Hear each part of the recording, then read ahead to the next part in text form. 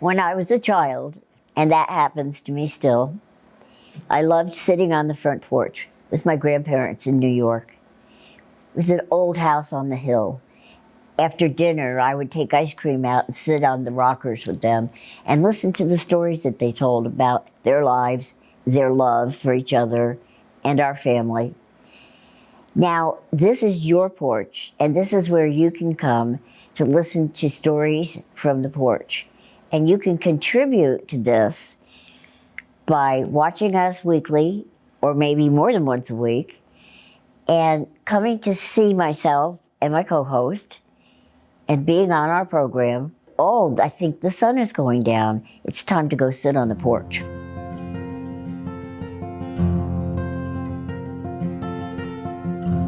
So welcome to Stories from the Porch. And tonight's guest, who's tonight's guest? You. Oh, that's right. You are the guest. Okay. Because you're new. That's right. Okay, so you're Darlene is in charge of this show tonight. She is going to introduce me and question me and interview me as the person who will be hosting this show from now on. And she will be co-hosting. She's my Ed McMahon, they said. They called you that, didn't they? She's my Ed McMahon, which is really quite an honor. I guess it is, yes. So, go ahead and ask away anything you want to know. Okay, I'd like to introduce Kathy first. Kathy and Smith. Yes, J.K. or Kathy. And this is her baby. I'm going to be honest with you. This is her baby. She's been very efficient doing all kinds of wonderful things and talked me into being a co-host, so here I am. And I want to take the time now to interview Kathy. She has done a lot of things in her short life so far. 77. Anyway, I'd like to know if there's a special thing that happened to you or whatever, an accident or something that happened that made you choose this way of living. Okay, are you talking about choosing senior retirement living? Or just choosing the choices that you've made to be involved in the things to I'm be involved involved in what you do. Okay. Well, I'm a veteran investigative journalist. I'm born with the curiosity of a cat. And I've written for many newspapers. I've also done corporate work, used my media experience to go into a corporation and help them flesh out their departments. For example, in Canton, Ohio, the president of the company that I worked with is still around, Jeffrey. And I called and spoke with a person yesterday who was the regional manager when I was working with that company, Joanne Zaratzian. She's going to give me a call so we can chat and reminisce about, kind of have our own stories from the porch, and reminisce about the things I did when I was with that company. What did I do? What happened to me with that company was profound. This man transferred me from Cincinnati, Ohio to Canton, Ohio, where the Football Hall of Fame is. And then one day he walked out into the main room where my office was. I was the COO, Chief Operations Officer. And I was overseeing all of his corporate stores. And he said, "Kathy, how would you like to live in Florida?" And I said, "I'd love it. I would just love it." He wanted to live in Florida and build a home down there. And it was good for tax situations and businesses. So I said, "Yes, I'll go." So I moved to Florida. And in the course of the 26 months that I lived in Florida, I lived in Tarpon Springs, which is just north of Clearwater. I had an adorable little 3-bedroom house there, right across from the water, right on Florida Avenue. And He said, you're going to open stores, okay? You're going to find locations, negotiate leases, design, build out the stores, furnish them, everything, okay? So I said, okay, I can do that. Then I went back to my office, and then I thought to myself, I don't know how to do any of that. How do I do that? So I went back to him, and I said, Jeff, how do you do that, what you just want me to do? He goes, I promoted you. You're the one that's going to do it. Figure it out. And I did. I flew to Florida, and I ran ads, and I interviewed people, and I hired, and I went to a big bank building and negotiated a lease on a huge section on the second floor for a regional training center for our company. And the big office would only have two separate offices, and that would be for myself and Jeffrey. So I didn't know which office to take. So I looked out the window at the offices, and the office in the front looked over a pond, kind of like a farm, very pastoral looking. So I gave him that office, and I took the other one. Well, that was a big mistake because I didn't know there was a cow out in that field. And Jeffrey didn't like having cows outside his window. So this man was a real challenge to work for. And we had a reunion in 2018. Myself, Jeffrey, his wife Sandra, Joanne was invited, but she couldn't make it. Debbie, Krista, which is their daughter, who I trained, and we celebrated her 50th birthday during this reunion, and Tina, who owns a home in Florida and a home in Canton, Ohio, and hosted me while I was there. And we had not seen each other in 30 years. Wow. And Sandra wanted to meet at a restaurant with bags over our heads, count to 5, and we'd all pull the bags off at the same time so we wouldn't be going into shock, seeing what each other looked like. So over the time that you've done all of these wonderful things, what do you think is your greatest change?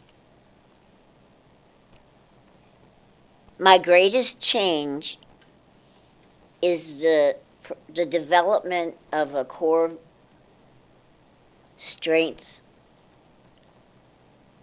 I would say I trust in myself now. I trust that I am able and capable of doing things that I absolutely had no idea I could do. Well, I have one big question for you. Have you named your pony that you got over there? Yes, I would like to introduce Legs. Legs is a 3-wheel adult trike, and it's electric. Now it does fold, but you can't fold mine because I put baskets on it to go shopping with. But it is considered a mobility device, so I can ride it into Fry's or CVS or any store and go shopping.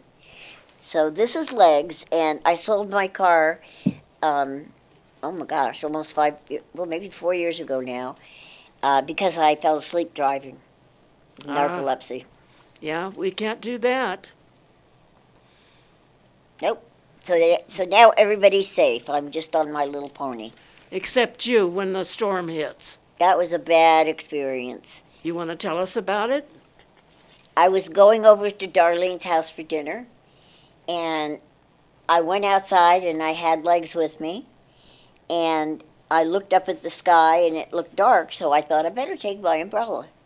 So I got my umbrella and I opened it, and I went down the sidewalk and around the corner, and I went through past Henry's, and when I got up to where the swimming pool is, all you know what broke loose. And I thought I could get away from it by going between there over to the Curana Health Clinic.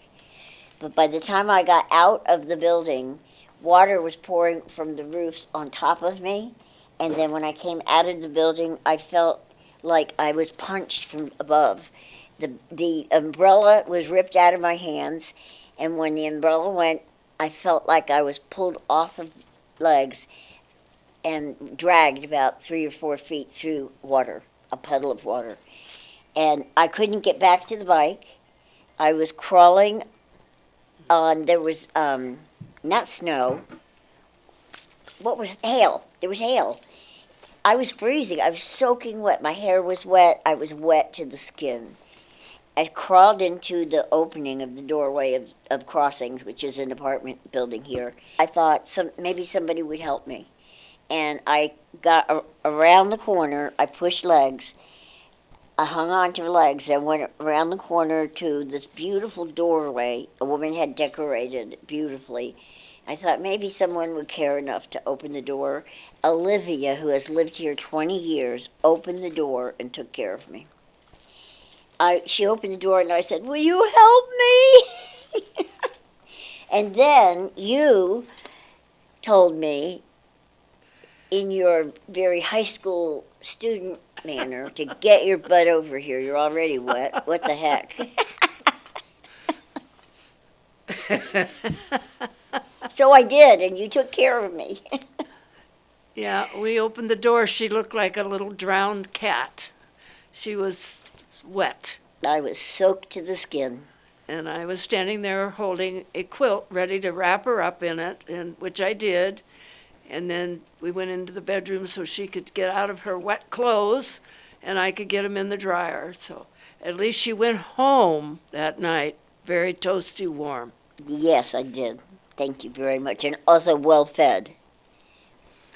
Because you had dinner for me. Yeah.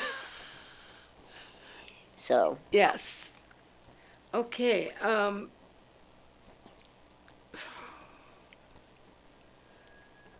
So you told me about legs.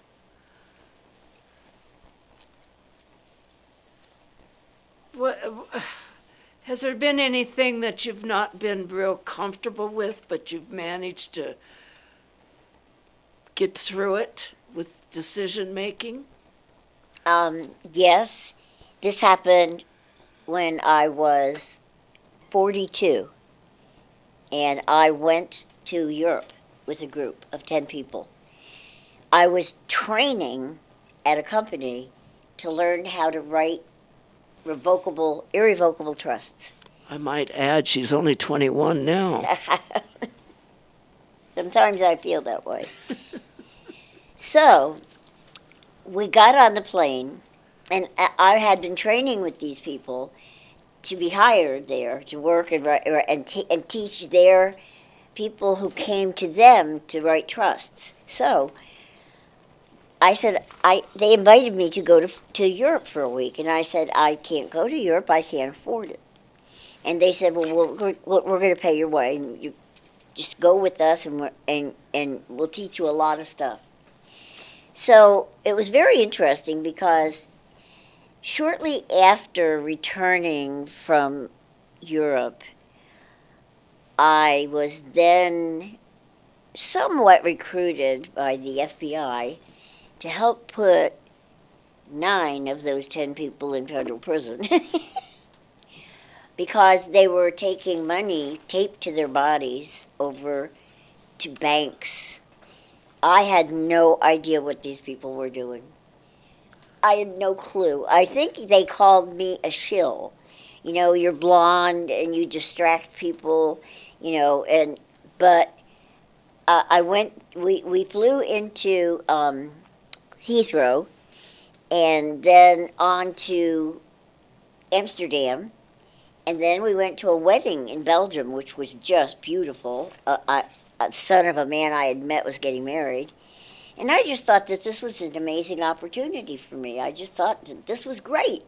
Sure. Until I went home, and one day at work, my daughter called me and said, Mom, the FBI is here, and they have pictures of you on a boat somewhere, and they want to talk to you. And little did I know that the boat I was on had been stolen. Oh, boy. So how did I get to this situation? By cooperating and working with the FBI, the postal inspectors, Interpol, and other investigative units, I don't know what you would call them, to put these people in jail, but also to find the money.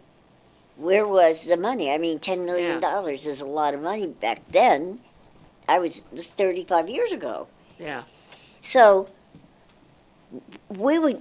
I told my daughter, be careful what you say on the phone because our phone is tapped. The FBI was tapping our phone because these people were calling me from jail.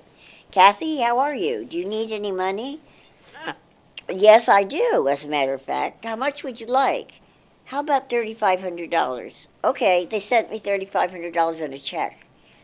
FBI took me to the bank. This is true. Took me to the bank, cashed the check, took the check, and gave me the money. And then I was the last person to testify at their trials, and I was scared to death. I went in, and they were all sitting at one table. I wore a bright red dress with gold epaulettes and trim and gold high heels, pumps. I wanted to look like I wasn't scared. I was scared. The night before, the district attorney ran me through and trained me how to testify. And then the next day, I got scared when their attorney slammed his hand down on the counter and said, "When you were in Belgium, did you go into any other room besides Genesis, which was their company?" And I was thinking, they didn't tell me this was a question that was going to get asked. He said, "Answer the question. Did you go into any other room?" And he was very, very mean. And I remembered suddenly that I did. I went into the ladies' room. So I said, yes. And he looked like the heavens had opened up. "Tell me what room you went into." I said, "I went into the ladies' room." And the jury laughed. And I left and went home, and they went to jail. Well, tell me, what kind of advice would you give somebody now after going through that? I would say use artificial intelligence to investigate the people that you're working with if you have at least any doubts at all. I didn't do my homework then. I'm a journalist and I know how to investigate backgrounds. I didn't do that. I was swept off my feet by what I thought was a great opportunity. But I learned a lot. So what would be your one major accomplishment that you've had in your life? In 1975, the federal government, released a block of federal money for the first time ever for social programs. And I wrote a grant in 1975 to fund the first Child Protective Services organization in the state of Ohio. Well, that's wonderful. I'm really proud of that. But I thought that would be my legacy, but I want a legacy for my peers, my tribe, you, me, all the other people who live at Glencroft. I want there to be good things in our lives. And there's ways that can happen, and I look at it every day about how we can make it better. Well, good. I'm really looking forward to all of this, and because you could make my life better, I know. Yes. Okay, well, I don't have anything else right now to ask you, Okay. but I want to thank you for opening up the stories from the porch and being our leader, and we are going to follow you and have all kinds of knowledge And fun. and fun. We're going to have a good time working together. And I'm looking forward to hearing from people who want to be with us on the porch. Right, Um, exactly. I know that you've got a lot of stories. You have a lot of accomplishments. I did a podcast once that said if you raised kids, that's to me the equivalent of helping to build the space shuttle. I mean, you're building people. You accomplished something wonderful. So come tell us how you did it. Okay, sounds good. Thank you, everybody. This is Stories from the Porch. And come visit with us and help make this show grow and make it better.